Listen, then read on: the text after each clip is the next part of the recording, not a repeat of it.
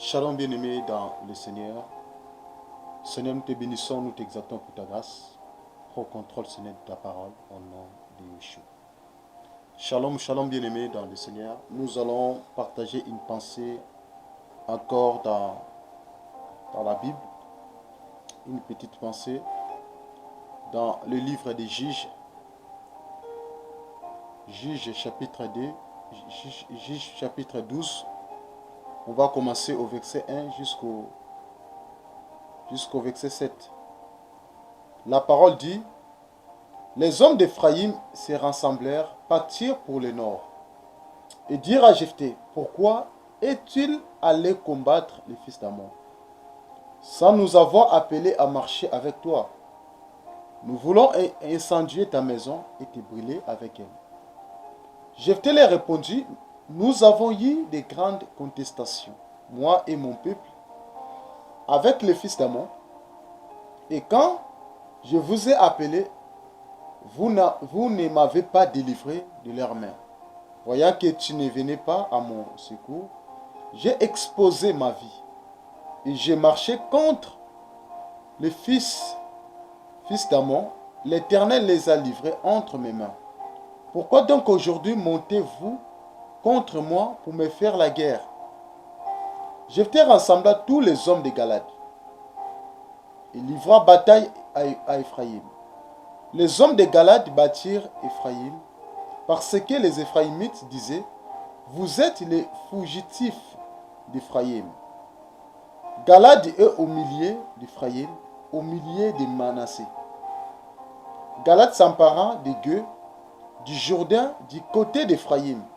Et quand l'un des fillards d'Éphraïm disait: laissez-moi passer, les hommes de Galad lui demandaient: es-tu Éphraïmite? Il répondit: non. Il lui disait alors: eh bien, dis Chiboleth. Et il disait Siboleth, car il ne pouvait pas bien prononcer, sur quoi les hommes de Galad les saisissaient et les gorgèrent près du gué du Jourdain. Il périt en ce temps-là 42 000 hommes d'Éphraïm. Bien-aimés dans le Seigneur, ici, la parole nous parle de la guerre qu'il y avait entre des Éphraïmites et des Galadites. Et pendant ce temps-là, Jephthé, il était à la tête d'Israël. Il était comme juge en Israël, celui qui était à la tête. Et le peuple comptait que sur Jephthé, parce que celui qui était à la tête, il était le juge. La parole dit, pendant qu'il y avait un combat, il y avait une guerre entre les Galadites et des Éphraïmites. Il y avait une guerre où les Éphraïmites et les Galadites, ça ne passait pas. Entre le peuple, ça ne passait pas. Ils étaient en conflit, ils étaient en contestation. Ils étaient des ennemis. C'était très compliqué par rapport à ce temps-là. Et lorsque tu es Éphraïmite, tu ne peux pas mettre tes pieds, à côté des Galadites. Ni un Galadite aussi peut faire le contraire. C'était très compliqué, frères et sœurs. Et la parole dit que Galad s'empara de gueux du Jourdain du côté d'Éphraïm. Donc les Galadites, en fait, ils ont dominé les Éphraïmites. Ils les ont fait fuir. Parce que les Galadites, ils étaient plus puissants, ils étaient forts que des Éphraïmites. Et quand l'un des fillards d'Éphraïm disait: laissez-moi passer, les hommes de Galad lui demandaient: es-tu Éphraïmite? Il répondait non. Il lui disait alors: eh bien, dis Chiboleth. Et il disait Siboleth. Voyez? Donc, lorsque les Galadites ils croisaient un Éphraïmite, il posait la question à un Éphraïmite s'il sait bien prononcer le mot Shiboleth. Mais par contre, des Éphraïmites, ils avaient des difficultés pour prononcer le mot Shiboleth. Et ils prononçaient Siboleth. Car ils ne pouvaient pas bien prononcer le mot Shiboleth. Parce qu'ils n'appartenaient pas dans le groupe des Galadites. Parce qu'ils n'étaient pas des Galadites. Or, pour bien prononcer Shiboleth, il faut être un Galadite. Donc, si tu n'es pas un Galadite, tu ne peux pas bien prononcer Shiboleth, frères et sœurs. Or, lorsque nous voyons les Éphraïmites et les Galadites sont des peuples. Le premier peuple, c'est les Galadites. Deuxième peuple, c'est les Éphraïmites. Donc ici, il est question de prononcer Shiboleth. Si tu ne prononces pas bien Shiboleth, ça veut dire que tu n'appartiens pas dans le groupe. Tu n'appartiens pas dans le groupe des Galadites. Ça veut dire qu'on te considère comme un étranger. On te considère comme un Éphraïmite. Voyez? Il est question de prononcer Shiboleth, frères et sœurs. Nous sommes dans les temps que nous devions prononcer Shiboleth. Si tu prononces le Shiboleth correctement, cela veut dire que tu appartiens dans le groupe des Galadites. Donc si tu n'arrives pas à bien prononcer Shiboleth, tu prononces Siboleth, cela veut dire que tu es un étranger. Ça veut dire que tu es un étranger. Tu n'appartiens pas. Ta place n'est pas là dans le groupe des Galadites. Ok, les Galadites, ce sont un peuple.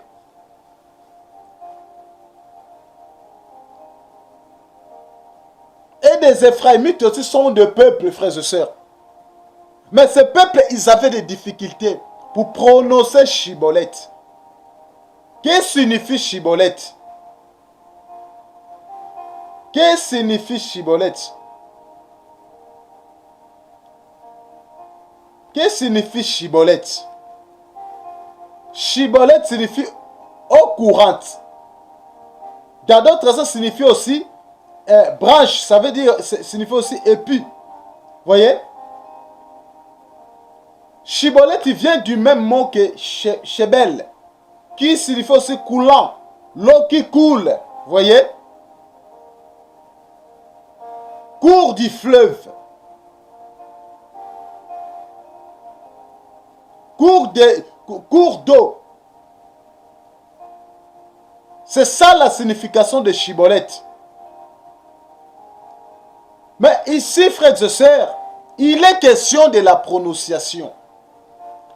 Pour que tu appartiennes dans le groupe des Galadites, il faut bien prononcer Shiboleth. Si tu ne prononces pas bien Shiboleth, cela veut dire que tu es un étranger.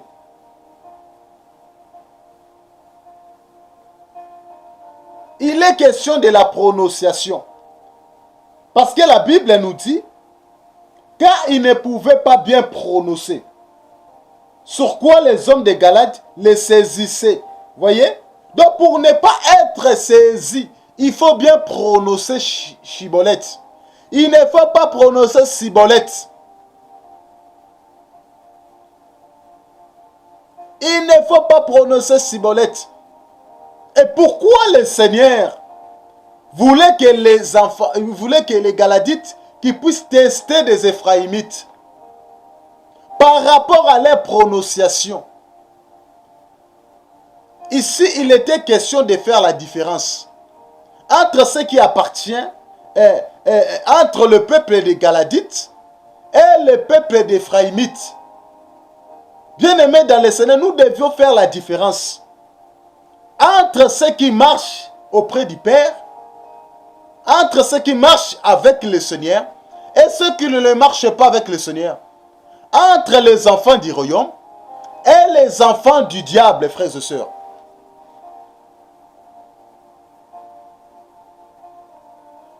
Et lorsque Yeshua a été condamné, a été maltraité, la Bible dit que la femme des souverains sacrificateurs, elle avait remarqué une chose à Pierre. Malgré Pierre, il avait renié le Seigneur, mais ils ont vu cet homme était avec lui là. Donc ça veut dire que cet homme, il a la même prononciation avec la personne qu'on a arrêtée. Voyez, ils ont remarqué, frère, par rapport à la prononciation. La prononciation, ça peut être un langage, ça peut être ta façon de parler, ta façon de chanter. C'est ça la prononciation. Ta façon de défendre l'évangile. C'est ça la prononciation.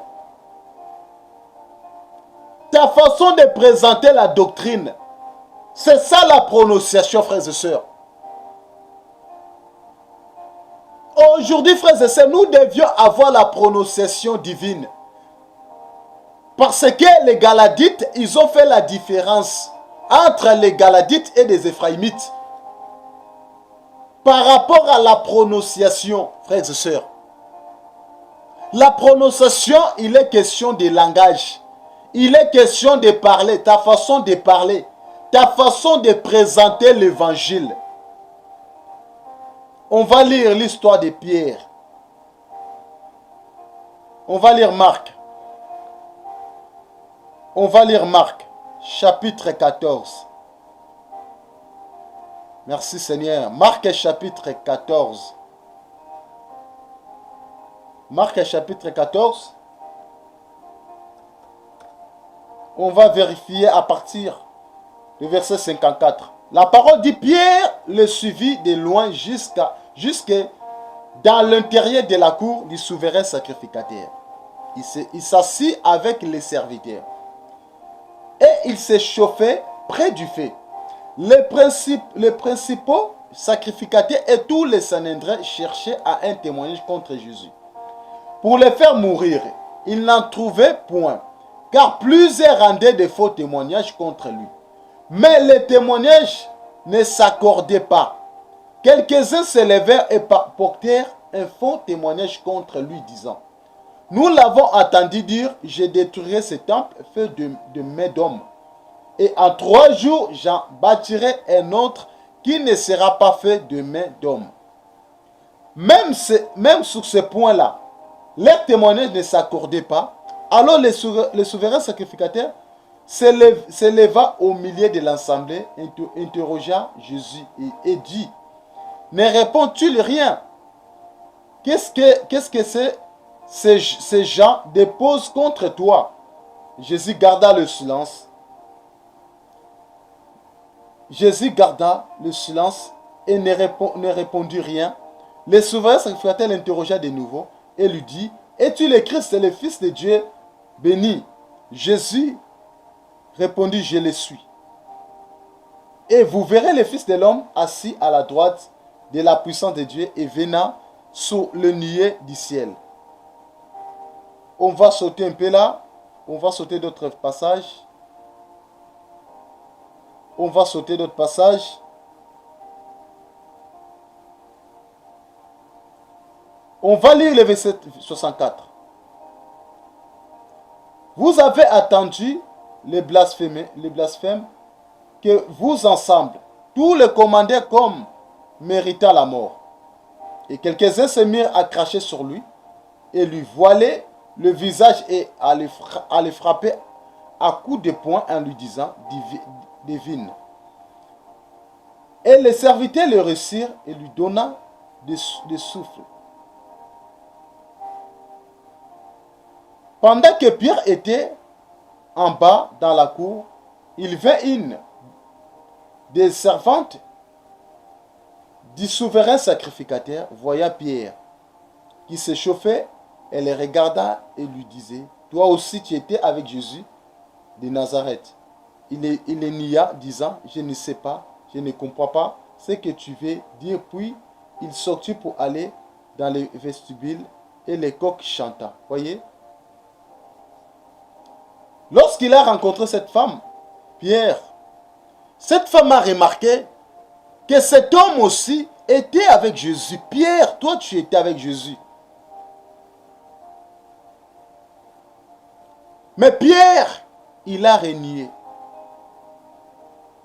Il le nia. Il n'a pas accepté. Mais par contre, ils ont remarqué sa façon d'être. Ils ont remarqué sa façon de se présenter. Ils ont remarqué sa façon de prononcer. Sa façon de prononcer quelque chose. Voyez, frères et sœurs. Ici, il est question de prononciation. Parce que les Éphraïmites, ils avaient des difficultés pour prononcer Chibolette. Et ils prononçaient que Cibolette. Et ils prononçaient Cibolette. Ils avaient du mal pour prononcer Chibolette, frères et sœurs. Parce que la prononciation, c'est la façon de parler. C'est la façon de se présenter. C'est la manière, la façon où on peut avertir quelque chose, frères et sœurs. On va lire un passage. On va lire Exode. Nous allons lire Exode. Exode chapitre 7. Au verset 10, la Bible dit, tu diras tout ce que je t'ordonnerai et Aaron ton frère parlera à Pharaon pour qu'il laisse aller les enfants d'Israël hors de sa terre. Voyez? Donc ici, Elohim le Seigneur disait à Moshe, tu diras tout ce que je t'ordonnerai. Voyez? Donc c'est la façon, la manière de dire, la façon de dire. Donc le Seigneur pourrait dire aussi, tu prononceras tout ce que je t'ordonnerai. Tu avertisseras tout ce que je t'ordonnerai. Pour que vous soyez libérés de Pharaon.